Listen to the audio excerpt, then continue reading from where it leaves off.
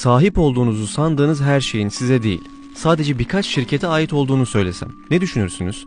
Bu size biraz abartı gibi gelebilir. Ancak bindiğimiz arabadan diş macununa, kullandığımız telefondan ağrı kesiciye kadar, hayatlarımızdaki hemen her şeyin sahibi yalnızca 3 büyük şirket. Bunu siz de Google'da ufak bir arama yaparak görebilirsiniz. Üzerinde arama yapacağımız Google'la başlayalım. Arama kısmına Google hissedarları yazdığımızda karşımıza Google'ın hissedarlarının listelendiği bir finans sayfası çıkacak. En büyük hissedarlara göz atalım. Google'ın hisselerinin %67.18'inin kurumsal yatırımcılar tarafından sahip olunduğu gözüküyor. Bir alt kısımda en çok hisseye sahip kurumları göreceksiniz. Bu 3 şirketin ismini aklınızda tutun. BlackRock, Vanguard ve State Street. Şimdi milyarlarca bilgisayarda kullanılan işletim sistemi Windows'un sahibi Microsoft'a bakalım. Microsoft'un sahibinin kurucusu Bill Gates olduğunu düşünebilirsiniz. Hello, I'm Bill Gates, Chairman of Microsoft. Öyleydi ama artık değil. Dünya Sağlık Örgütü, koronavirüsü pandemi ilan ettikten 3 gün sonra Microsoft'un yönetim kurulundan istifa etti. Ayrıca Bill Gates Microsoft'un sahibi değil, sadece ufak bir hisseye sahip. Yani burada da kurumlar Microsoft hisselerinin çoğunluğunu elinde tutuyor ve ilk üçte karşımıza yine aynı 3 şirket çıkıyor. BlackRock, Vanguard ve State Street. Peki ya Microsoft'un en büyük rakibi sandığımız Apple'ın sahipleri? Kurumsal yatırımcılar Apple hisselerinin çoğunluğuna sahip ve ilk sırada yine aynı 3 büyük şirket. Çok ilginç değil mi?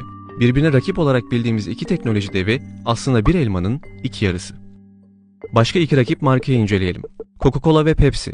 İki ezeli rakip. Gerçekten öyle mi? Aynı 3 şirket iki gazlı içecek markasının da en büyük hissedarı. Yani biz markete gittiğimizde iki marka arasından seçim yaptığımızı sanarken her halükarda kazanan yine bu 3 büyük şirket olacak. Bu 3 şirketin hayatlarımızın ne kadar merkezinde olduğunu bir örnekle açıklayalım. Severek giydiğiniz spor ayakkabınız ya da kot pantolonunuzu düşünün. Tahmin edebileceğiniz gibi bu iki meşhur giyim markasının da hissedarları arasında büyük üçlü var.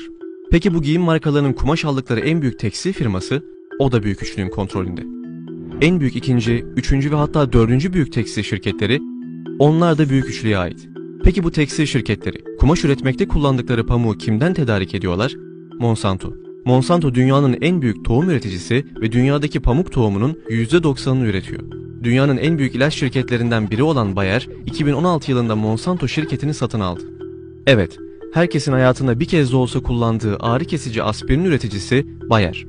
Gördüğünüz gibi bu üç şirket, hayatımızın her anında karşımıza çıkıyor. Bu büyük üçlü, dünyadaki neredeyse bütün büyük şirketlerin sahibi. Peki bu üç şirketin sahipleri kim?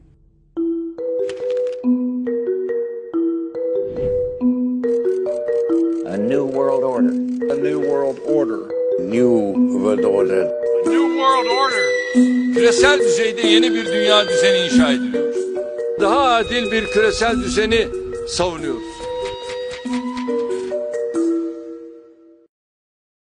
BlackRock, Vanguard ve State Street. Dünyanın en büyük 3 yatırım yönetimi şirketi ya da diğer adıyla Büyük Üçlü. Bu üç şirket, Amerika'daki en büyük 500 şirketinin %88'inin en büyük hissedarı konumunda. Kontrol ettikleri şirketlerde toplamda 23 milyon kişi istihdam ediyorlar. Ve Büyük Üçlü'nün kontrol ettiği varlıkların toplam değeri 23 trilyon doların üzerinde. Bu paranın ne kadar büyük olduğunu bir örnekle açıklayayım. 23 trilyon dolar, Amerika Birleşik Devletleri'nin bir yıllık üretiminden bile fazla. Yani bu üç şirket, 330 milyon Amerikalının bir yıl boyunca çalışarak ürettiğinden daha fazla parayı tek başına kontrol ediyor. Peki bu üç şirket ne iş yapıyor ve bu kadar büyük parayı nasıl kontrol edebiliyor? Öncelikle bu üç şirket banka değil, küresel yatırım şirketi. Bankalar müşterilerinin paralarını kontrol ederken, yatırım yönetimi şirketleri müşterilerin hisselerini kontrol ederler. Bankalar ihtiyacı olan müşterilerine faiz karşılığında kredi verirken, yatırım yönetimi şirketleri sadece müşterilerine nereye yatırım yapmaları gerektiği konusunda danışmanlık hizmeti verir. Yani bankalar verdikleri krediler geri ödenmediğinde batabilir, ancak yatırım yönetimi şirketlerinin böyle bir riski yoktur. İşin ilginç yanı bu üç şirket, dünyanın en büyük bankalarının da hisselerini kontrol ediyor. Evet, bugüne kadar bankaların büyük şirketlerin sahibi olduğu düşünülürdü. Ama bu üç şirket, küresel bankaların da sahibi.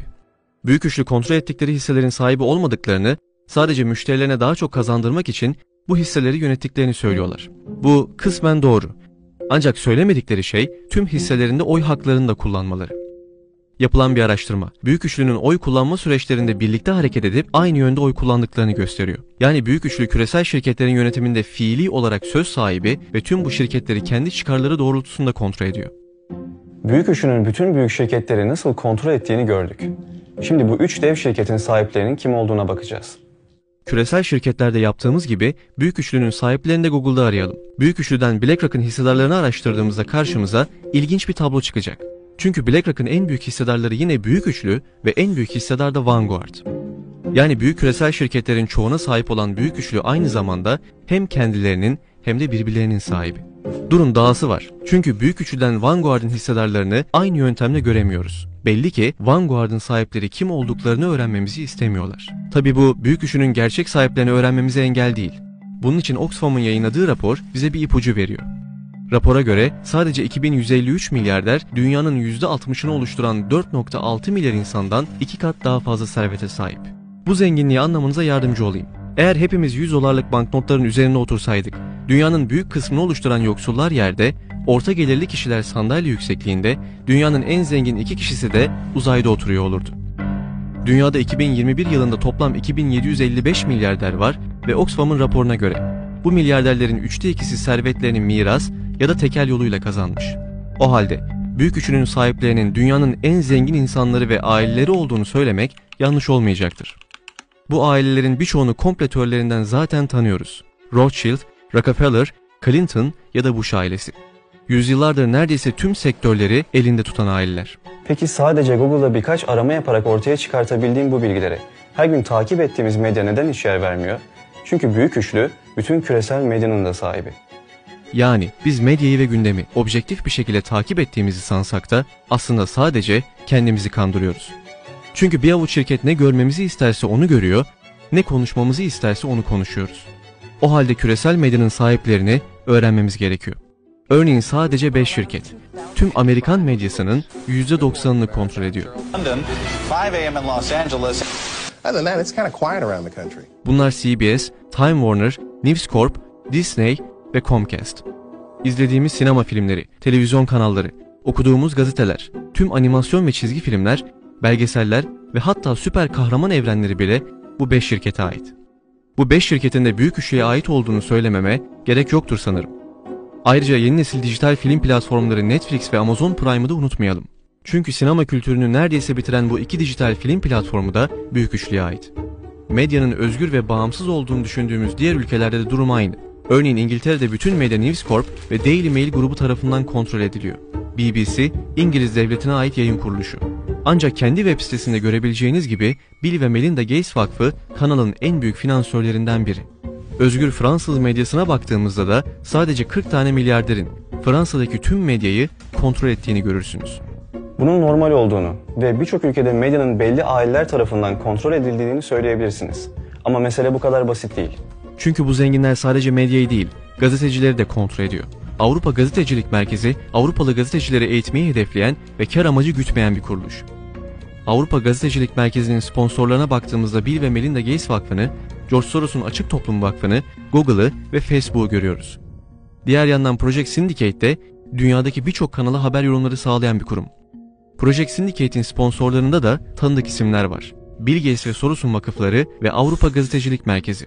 Bu şirketler ve zenginler küresel medyayı kontrol ediyor ve gazetecileri yetiştiriyor. Yani dünya ve gündem hakkında ne öğreniyorsak onların istediği kadarını ve istediği şekliyle öğreniyoruz. Spikerlerin prompterdan okudukları haberler, bütün kanalların haberleri nasıl tek kaynaktan aldıklarını görmek için yeterlidir. The sharing of biased and false news has become all too common on social media. More alarming, some media outlets publish these same fake stories without checking facts first. The sharing of biased and False news has become all too common on social media. More alarming, some media outlets publish these same fake stories without checking facts first. Unfortunately, some members of the media use their platforms to push their own personal bias and agenda to control exactly what people think. And this is extremely dangerous to our democracy. This is extremely dangerous to our democracy. This is extremely dangerous to our democracy. Evet, bu demokrasimiz için son derece tehlikeli. Ama demokrasimiz için tehlikeli olan sadece yalan haberler değil. Asıl tehlikeli olan küresel medyanın birkaç zenginin kontrolünde olması ve yalnızca onların çıkarlarına uygun haberleri görmemiz. Çünkü bu zenginler, çıkarlarına uygun hareket etmeyen ülkeleri ve siyasetçileri kötülemekten ya da algı operasyonu yapmaktan çekinmeyeceklerdir. Tabii küresel siyaseti kontrol etmekte kullandıkları tek araç medya değil. Büyük sermayedarlar önce bankaların arkasına saklandı. Çünkü sanayileşmeden sonra sömürülen işçi sınıfında zenginlere karşı bir öfke meydana geldi. Dünya nüfusu ve haberleşme arttıkça da hiçbir şey gizli kalmadığı için milyarder elitler insanların dikkatini ve öfkesini çekmeden onları sömürmenin bir yolunu bulmalıydı. Ancak 2008 yılındaki bankacılık krizinden sonra bankalara karşı nefret artınca milyarderler büyük üçlü gibi yatırım şirketlerinin arkasına saklanmaya başladılar.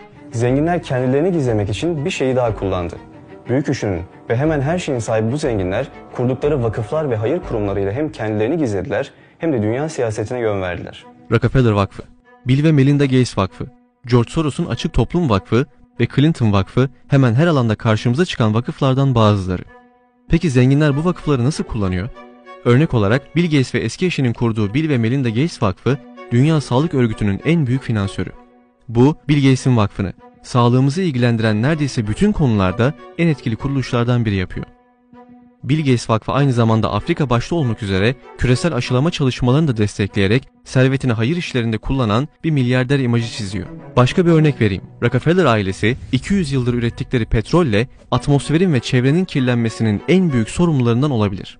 Ama aileye ait Rockefeller Vakfı, Greenpeace gibi çevreyi koruyan birçok projeyi ve grubu yüz binlerce dolar bağışla destekliyor. Evet, ilginç geldiğini biliyorum. Ancak kimileri Rockefeller ailesini çevre katili yerine hayırsever olarak anıyorsa bunun sebebi ailenin yaptığı göstermelik bağışlar. Yakın zamandan bir örnek daha vereyim. 2021 yılının sonunda Birleşmiş Milletler İklim Değişikliği Konferansı'nı düzenledi. Konferansın destekçilerini incelediğimizde ilk sırada Unilever markası yer alıyor. Evinizdeki birçok paketlenmiş gıdayı ve kozmetik ürünlerini üreten bu şirketin sahibi de tabii ki büyük üçlü. Unilever'ın iklim değişikliği konferansını desteklediğine bakmayın. Şirket bunu sadece iklim ve çevreye verdiği zararları gizlemek amacıyla yapıyor. Çünkü Unilever sadece 6 ülkede her yıl 70 bin ton plastik atık üretiyor ve bu her gün 11 futbol sahası büyüklüğündeki plastik atıktan sorumlu oldukları anlamına geliyor. İklim değişikliğiyle mücadelenin sembolü haline getirilen İsveçli küçük Greta Thunberg'i tanıyorsunuzdur. You have stolen my dreams and my childhood with your empty words. You all come to us young people for hope. How dare you? Çok inandırıcı gözüküyor değil mi? Ancak devletler ve büyük şirketler, küçük bir kızın onları tüm dünyanın önünde azarlamasına sadece çıkarlarından dolayı izin veriyorlar. Çünkü ülkeler de, küresel şirketler de daha çok kazanmak için daha çok üretmek ve çevreyi bir süre daha kirletmek zorundalar. Bunu yaparken de insanların öfkelerini yatıştırmak ve onları oyalamaları gerekiyor. Ve bu ilk kez yaptıkları bir şey değil. 30 sene önce Birleşmiş Milletler'de başka bir küçük kız da dünya liderlerini iklim değişikliği konusunda fırçalamıştı. We've raised all the money to come here ourselves, to come 5,000 miles to tell you adults you must change your ways. Küresel zenginlerin iklim krizine karşı büyük ülkelere bile ders veren bu çocuklarla aslında neyi amaçladıklarını yine Greta Thunberg'ten dinleyelim. It is the money is there. If we can save the banks, then we can save the world. I mean, paranın sahipleri bize bu küçük kız aracılığıyla şunu söylüyor. Devletler ve insanlar bankaların batmasına izin vermesin, biz de onlara iklim gibi küresel sorunlar için gereken parayı verelim. Bu zenginler kötü imajlarını düzeltmek ve dünya üzerindeki kontrollerini sürdürmek için sadece iklim krizini kullanmıyorlar. Kapitalizmin adaletsizlik getirdiğini itiraf edip bunu yine şirketler olarak çözeceklerini söylüyorlar. Sundukları göstermelik çözümse mevcut kapitalizmi sıfırlamak ve herkesi kucaklayan kapsayıcı bir kapitalizmi getirmek. We have to make the world more inclusive, fair. What we know is that we will end up with many more unemployed because this crisis will be with us until we really have found a remedy. So we have to prepare for a more angry world, and how to prepare? It means to take the necessary action to create a fairer world. I see the need for action, I see the need for a great reset. Bu kapsayıcı ve adil kapitalizm projesinin başında tüm zenginleri bir araya getiren Dünya Ekonomik Forumu ve kurucusu Klaus Schwab var. Klaus can pick up the phone and call anybody on a global basis. I don't know, maybe it was one or two exceptions. Anybody else in the world who can do that. Bir telefonla dünyadaki herkese ulaşabilen bu adamın kurduğu Dünya Ekonomik Forumu'nun partnerleri arasında büyük üçlü ve küresel şirketlerle birlikte Bill Gates ve Soros'un vakıfları var. Kapsayıcı kapitalizm adındaki bir diğer oluşumun başında da Vatikan'ın lideri Papa ve Rothschild ailesinden Lady Rothschild yer alıyor. Rockefeller Vakfı ve diğer küresel şirketler de tabii ki destekçiler arasında. Gördüğünüz gibi zenginler, mevcut kapitalizmin miadının dolduğunu, adaletsizlikten başka bir şey getirmediğini ve doğaya zarar verdiğini dile getirmeye başladılar. Tabii ki bunu insanlığı ya da doğayı önemsedikleri için değil, günahlarını örtmek için yapıyorlar. Koronavirüs salgını sırasında bir gün arayla yayımlanan şu iki haber bunun bir göstergesi. Dünyada işçiler 3.7 trilyon dolar kaybederken milyarderler 3.9 trilyon dolar daha kazandı. Yani zenginler fakirlerden sadece büyük bir serveti kendilerine transfer etmiyor. Faiz, kredi ve borç yoluyla geleceğimize de ipotek koyuyorlar. Dünyanın en güçlü ekonomilerine sahip ülkeler aynı zamanda en çok ulusal borcuna da sahip. Örneğin Amerika ve Japonya'nın ulusal borçları yıllık üretimlerinden bile fazla ve her yıl daha da artıyor. Yani 2025 yılında doğacak Amerikalı bir bebek ortalama 100 bin dolar borçla dünyaya gelecek. Aynı şekilde bir Japon bebeğin de sırtına doğar doğmaz ulusal borçtan 110 bin dolar yüklenecek. Başlarken sahip olduğunuzu sandığınız her şeyin size ait olmadığını söylemiştim. Çünkü bu zenginler sadece kullandığımız eşyaların ya da büyük şirketlerin sahibi değil, kontrol ettikleri medya ile algılarımızın, hatta siyasi görüşlerimizin de sahibi. İnsanlık faiz ve borç belasına girdikçe paranın sahipleri, geleceğimizin de sahibi olacak. Aslına bakarsanız sahip olduğumuz tek şey bugünümüz. Yarınlarımızı kaybetmek istemiyorsak bugün yeni dünyayı anlamak zorundayız.